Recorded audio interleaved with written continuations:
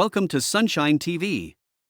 سبحان الذي أسرى بعبده ليلا من المسجد الحرام إلى المسجد الأقصى الذي باركنا حوله لنريه من آياتنا إنه هو السميع البصير. وآتينا موسى الكتاب وجعلناه هدى لبني إسرائيل ألا تتخذوا من دوني وكيلا ذرية من حملنا مع نوح إنه كان عبدا شكورا. وقضينا إلى بني إسرائيل في الكتاب لتفسدن في الأرض مرتين ولتعلن علوا كبيرا. فإذا جاء وعد أولاهما بعثنا عليكم عبادا لنا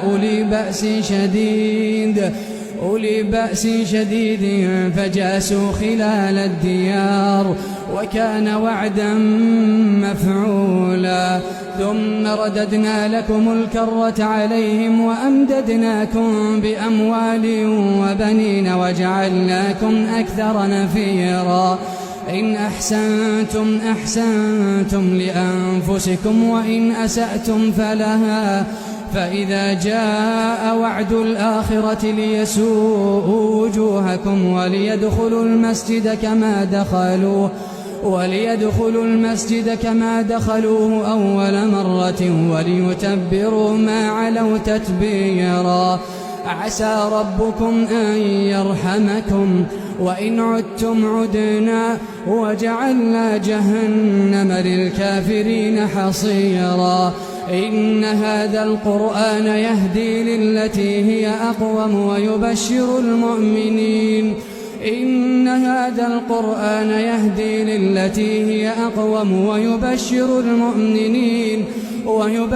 المؤمنين الذين يعملون الصالحات أن لهم أجرا كبيرا. وأن الذين لا يؤمنون بالآخرة أعتدنا لهم عذابا أليما. ويدعو الإنسان بالشر دعاءه بالخير وكان الإنسان عجولا. وجعلنا الليل والنهار آيتين فمحونا آية الليل وجعلنا آية النهار مبصرة لتبتغوا فضلا من ربكم ولتعلموا عدد السنين والحساب وكل شيء فصلناه تفصيلا.